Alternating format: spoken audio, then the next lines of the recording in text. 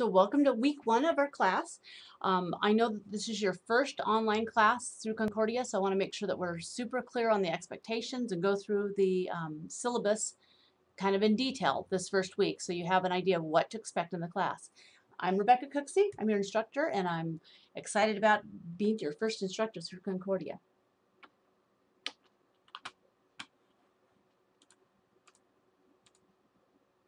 So one of the things that you'll see every week is a discussion board. And sometimes there's one discussion board and sometimes there's two. But you've got to post in all of them that are on for that week. Your first post should be substantial, 200 to 300 words, and you should include references or links, and that has to be done by Thursday night. If it's later than that, then I have to take up points. You also have two more posts that are due during that week, and these are posts like you read somebody else's initial post and you respond to it, or you can ask some questions, and that has to be done by Sunday night. If you're asking questions, I suggest you do it before Sunday night because they probably aren't going to come back and look at it again. The last week of class, I believe it's due by Friday, so make sure that you are in there and getting that done. In an online platform, you're going to make sure that you don't do any flaming, which is trying to make people mad or saying their ideas are dumb, those kind of things. Same kind of things that we do with kids, we also do with adults. And it's not that you won't be able to state your opinion, but state it in a professional way that doesn't make people angry. So your first assignment is the social media starter kit. You're going to make a Twitter account if you don't already have one, and you're going to develop a personal learning network. So you're going to add an avatar, have a little biography, doesn't have to be very long. You're going to follow other educational teachers. You're going to tweet about what you see in education, or you can retweet people's ideas. You're going to chat in your content area, and you're going to respond to people in your network. So get ready to use Twitter during this class. And that first initial part is due on March 18th. So not super hard. If you have any questions about using Twitter or concerns about somebody flaming you or trolling you, just let me know and I'll help you with that. Assignment 2, you're going to write a paper. Now this paper is a formal APA formatted paper. There are lots of resources and I'll show you a couple of them in just a few minutes. 800 to 1,000 words, so don't go on for 10 pages. 1,000 words is not that long. No Google Docs, and I love Google. It's a great tool to use, but it's not when you turn in a formal paper. So you can write it in Google and then download it as a PDF or a Word document. That's fine, but no Google when you're turning in a final paper. So you've got these three things here: the introduction, the elements, and the analysis. And you've got to use the two books that are part of our class, Wagner and Prensky, and then two others. So you can have some articles that you find online, probably the easiest way to get information, or books that you've already read.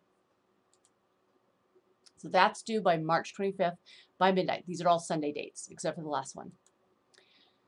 This is your assignment number 3, and it's National Institute of Health. It's an online training course, and you can do this ahead of time, which is really what I recommend. You've got to upload the certificate to show that you've completed the training, and you're going to need this certificate later on for future classes, so make sure you keep a copy of it in someplace safe, put in your Google Drive or something, so you've got this certificate because you're going to need it.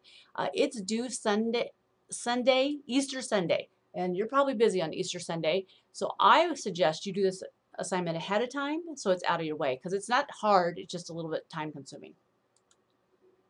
Easter break is April 2nd through the 8th, so it's a Christian university. We take that Easter week off, and hopefully you will, maybe it matches up with your spring break from school. It doesn't match up with mine, but it gives you a nice week off to just relax before the end of school. Assignment number 3 is creating an infographic, and my favorite is a PicoChart. I think it's a really easy, graphics are already kind of created there and you put in your content, which I think is nice, but you can use any of these. You can use another one if you want, but you cannot use PowerPoint. They want you to use something a little bit harder to use than PowerPoint. So in this, you're going to kind of think backwards. You're going to go back to your paper that you wrote and think about the needs in the 21st century, and then what kind of app or technology, educational technology thing you would use to teach that. So kind of a backwards mapping, you know, get your idea of what you want to, what is the need first before you go into the tool. And that is due April 15th. Okay, this is the big one. This is your collaborative project, and it's going to take place over 2 weeks. You've got to be in a group of 3, and I will probably assign you your group. You have a couple of things that you have to have. You've got a Google Doc that's your digital habitat table, and then you've got a group presentation in Google Slides. It's easiest to work with your group because you're probably not in the same location with them to use Google Docs, and in this instance, it's okay to add the Google Doc because that's what they asked for, okay?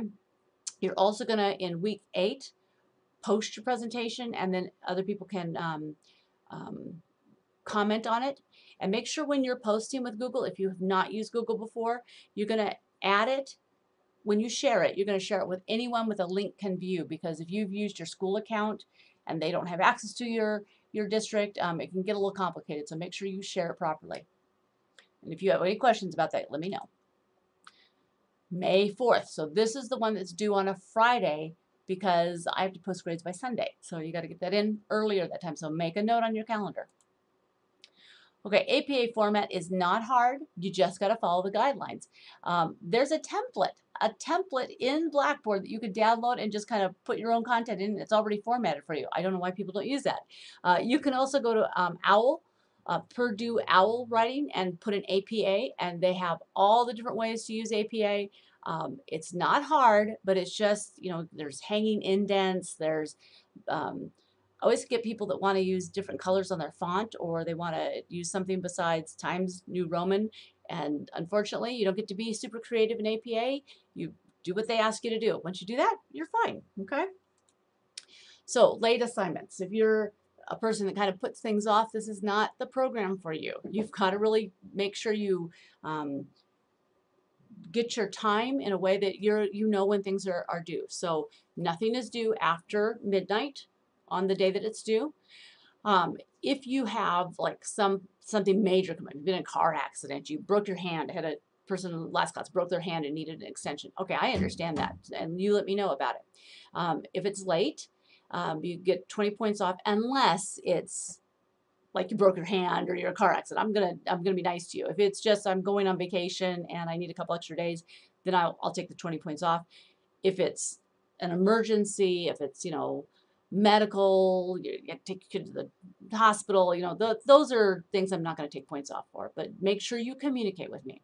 And then after that week, you can't turn it in at all. Okay, so just keep on top of things and make sure you're looking ahead at what's coming up. I would put all these things in my calendar, so I've got them. The other thing I suggest you do is you add your Concordia email to your phone, or so you get notifications, because that's how I communicate, is through that email, which is what I have to do. And if you're not checking that very often, you might miss some important updates. So welcome to the class, and I'm sure we'll have a great time.